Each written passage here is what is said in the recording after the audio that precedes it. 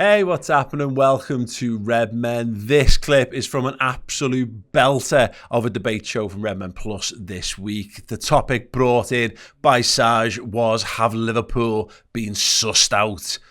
Let's watch on. Look, Paul, I was actually, when I got sent this, I thought I'd have a look at it, and what I did was I looked at our net spend over the last 10 years. Yeah. And I know Liverpool, we do like to talk about net spend, so I thought I'd have a look at it over the last 10. And when you look at the net spend, and you've got all the big, let's say the PSGs and the Man Cities at the top, we accept that, fine, fair play. But when I started seeing, the teams like Juventus and Bayern Munich, and to a lesser extent, teams like West Ham popping up there, and then there's like Leicester just below us, and our net spends is, we're going up against the likes of West Ham and Leicester, let's say. Personally, we definitely need to be spending a lot more, especially now. Look, I've accepted the model the way it was. It was fine. We accepted it as fans generally. We accepted the model, and it worked. It's done as well. It's a model that's worked for us. But I feel as though now it's come to a time where hard decisions need to be made in terms of spend. The last couple of years we haven't really spent much. We signed Kanate last year, one signing. We signed Diaz in Jan, which I believe should have been a signing that should have been made 3 or 4 months prior to that. Before that, so we've signed. We lost Mane, we've lost Origi, we've lost Minamino. We've only brought in one attacker. Yes, Carvalho to an extent is an attacker, but we definitely need to be signing a lot more and fast. Yeah. Do you think, Jamie? I'm going to go against that a little bit, because if you look at... Good. Debate. Debate show. Yeah, of course. I don't think we should be envious of the likes of Juventus necessarily. Like, if you look at, they were paying Aaron Ramsey something like 400 grand a week, and they're trying to get rid of Rabiot, and they've been burnt by the Ronaldo deal, and so I think this is being framed about what's happening right now. People want to sign a midfielder. We've not started the season well. I was originally in we don't need to sign anybody camp, but I think on the now when you're looking at the likes of, you don't know what's happening with Naby. Chamberlain's never really in the picture, is he, because of his injury record. Mm-hmm. Jones has crept up as he's a bit of a treatment table favourite. So I get why. I think now it does feel a bit negligent not to spend that little bit more. But I think if you look back, certainly the Klopp era of FSGs, the Klopp-Edwards era has been the most successful. Mm-hmm.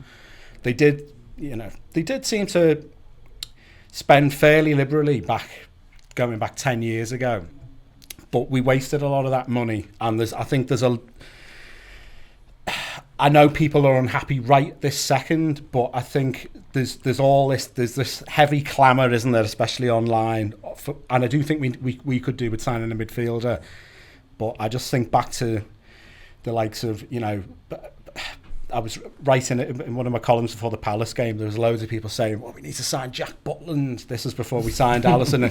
And, they just waited that little bit longer, and they spent a world record fee on a goalkeeper, and they've got the right guy. I think it would make people feel short term better to just sign 3 or 4 players now, but I'm not necessarily sure it's the right strategy. So what I've got up in front of us here, it's not tenure. I got the last 5 years, because it doesn't quite cover Klopp's era, but it also isn't tainted by what goes on before it. Premier League club net spend for the last 5 years, and take these figures with a little grain of salt, because no one ever truly knows the cost of a transfer and all the things that go with it.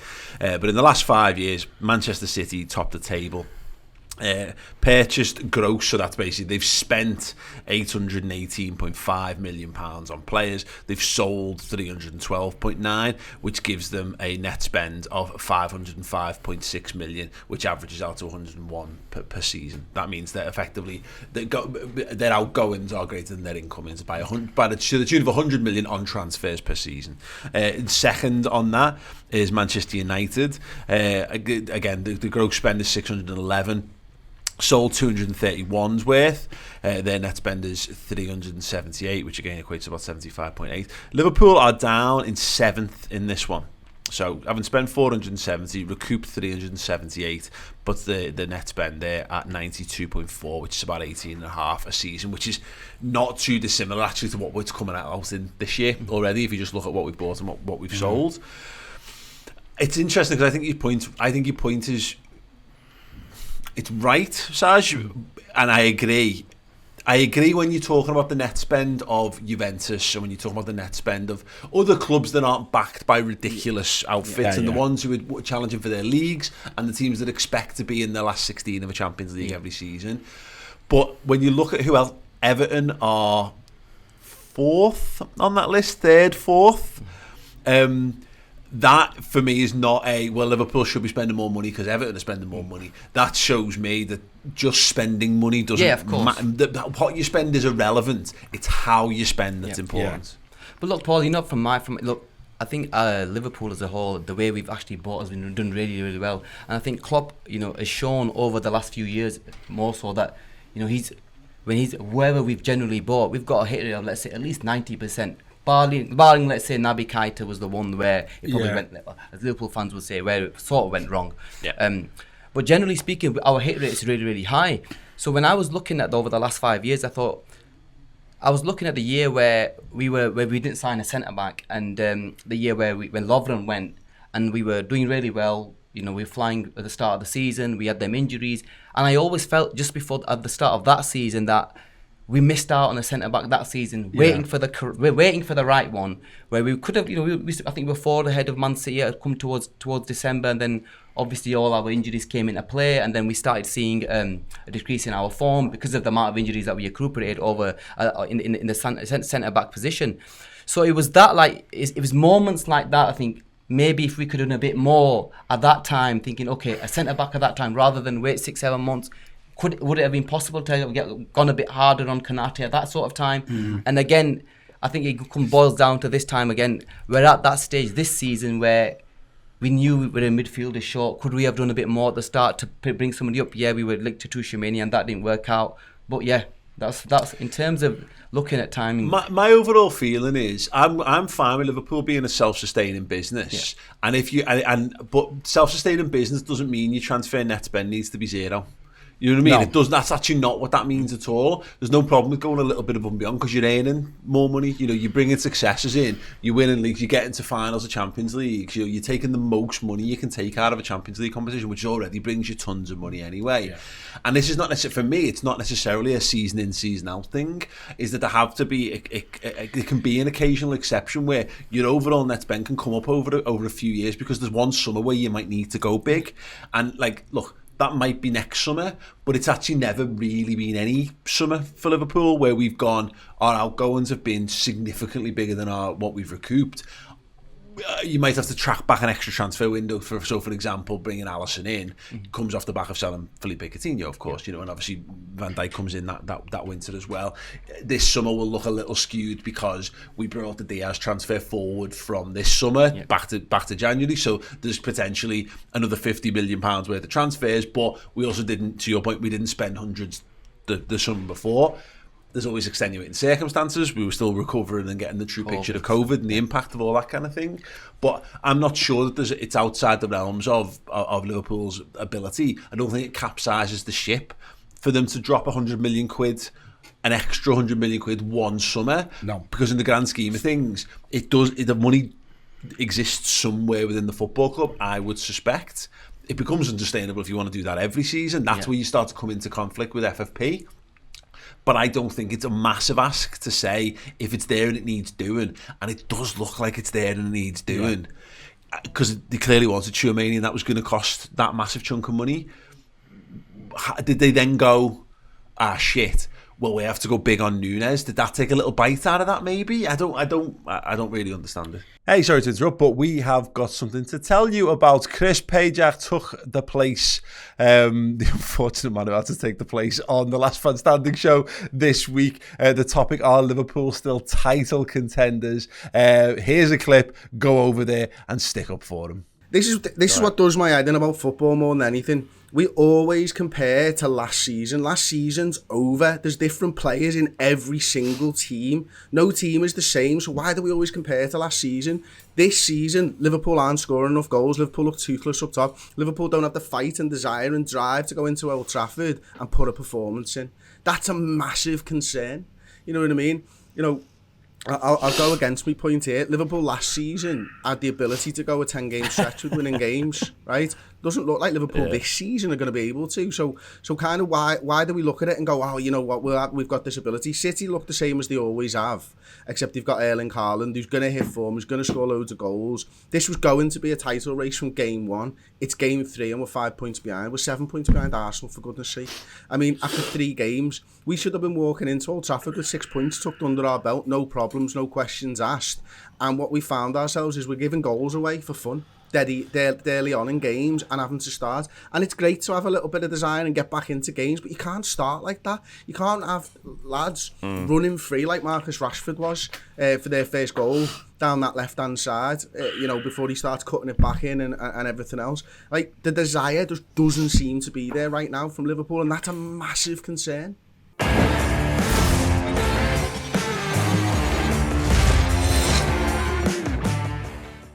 Yeah, if you enjoyed that, head over to the Bet Victor YouTube channel, subscribe, drop a like, and hit the comments up with some Chris Pajak love as well. Right, on with the show.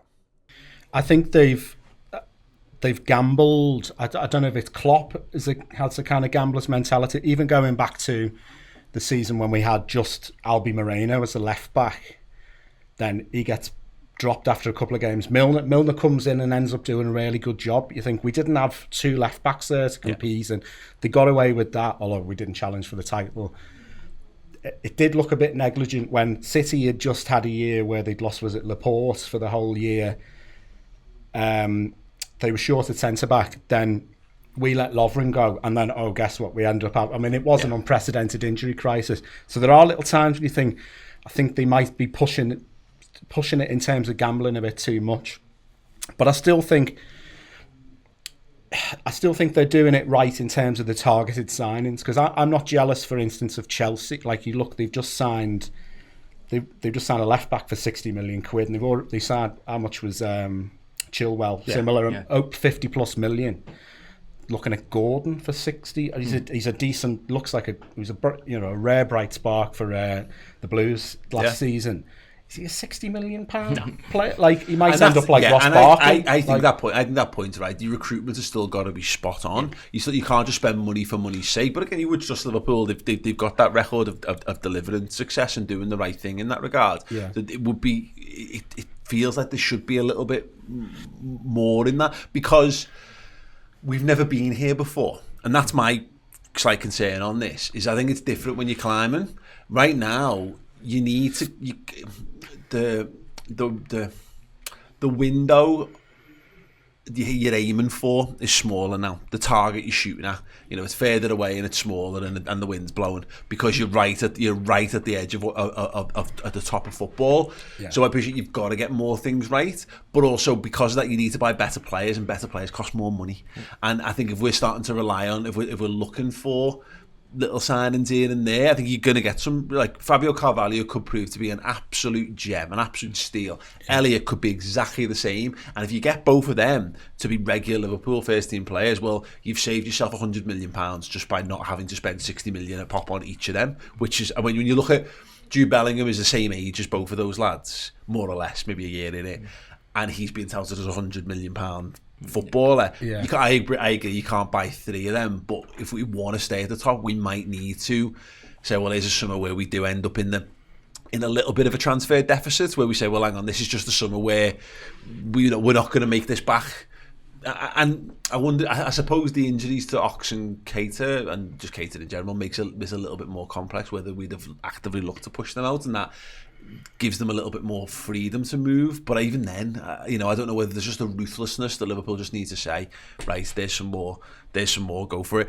The one factor I just wanted to talk about, because I mentioned this when we talked about it on the podcast, and it very rarely gets brought into discussion, so I don't want to be guilty of falling under my own thing here, my own blame that I'm handing out, is the salary cost. Yeah. Because as much as we can say Liverpool don't spend above and beyond, What we do know is that salary costs have increased massively in the time that Jurgen Klopp's been here. So what I managed to find, and again, treat it with a little bit of pinch of salt, because I've seen it. Liverpool's referred as to over 300 million in a lot of places, and then I see it talked about as being 100 odd million. I don't fully understand, but for illustrative purposes, I've gone off sportrack.com here and gone for the 22-23 season. In terms of estimated total salary, leading the way is reportedly Manchester United with 218.3 million a year on salaries. Chelsea are in second on 182.3. Liverpool are in third on 153.7, and Man City are in fourth on 144. Now, obviously, they've let a couple of players go on huge wages, but they've obviously brought them in. That's a little suspect to me. I'm not, because there are other accounting websites on this which will have City top, followed by United, followed by Liverpool.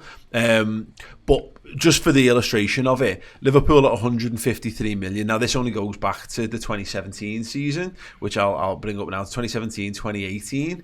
What it has Liverpool down there is in fifth, with a total salary per year of 86 million.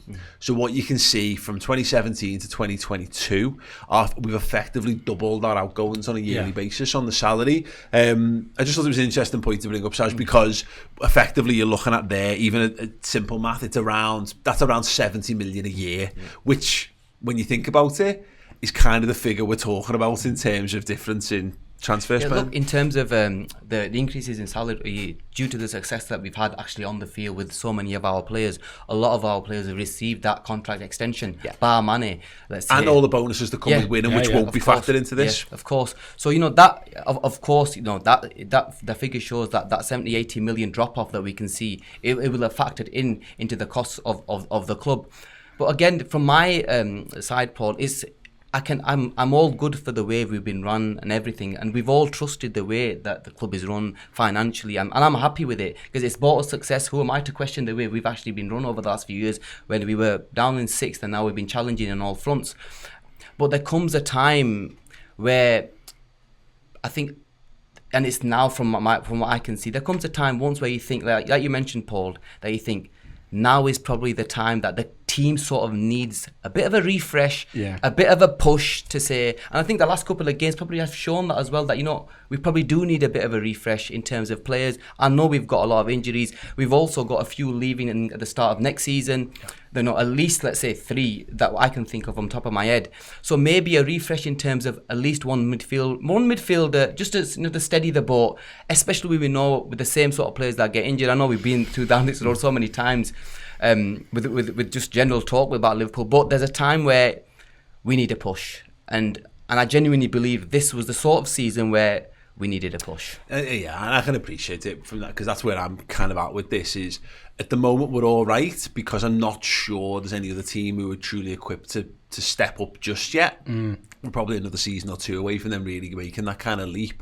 But City don't look like they're going anywhere. And do we have to? Is this I don't know? Is this being factored in, or a little step back to step forward or whatever? I'm not sure any of us would be happy to hear that, because it's a year of our lives, as much as anything else. But that's my kind of broad feeling on this. I agree. I am happy with how the club's been run. I don't think you can detach, as much as we can say we should have done the X, Y, and Z.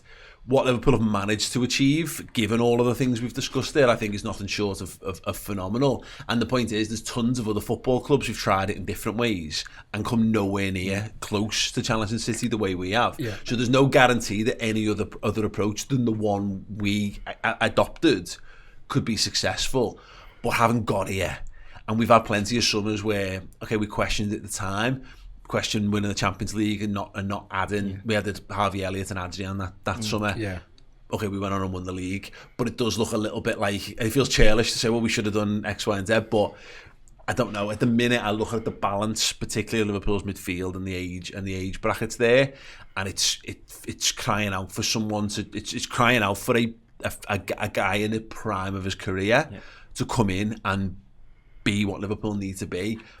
And it feels like, this might have been a missed opportunity to not go a little harder in the transfer spend this season. Yeah, I think first things first, it's very hard.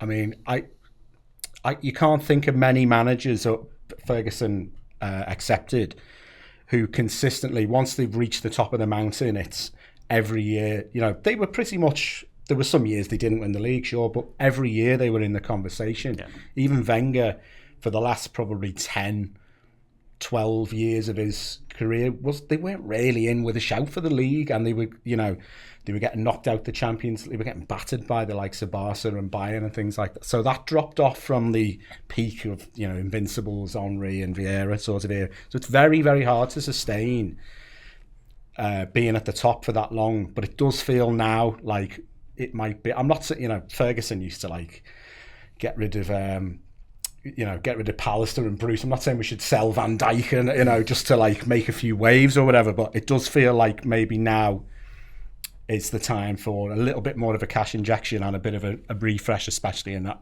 midfield area. Yeah. Hey everyone, hope you enjoyed that show. If you're looking to get yourself some amazing Liverpool merchandise, do go and check out redmenmerch.com. Just like this t-shirt I'm wearing and tons more. It's all available for you right now over on redmenmerch.com. Check it out.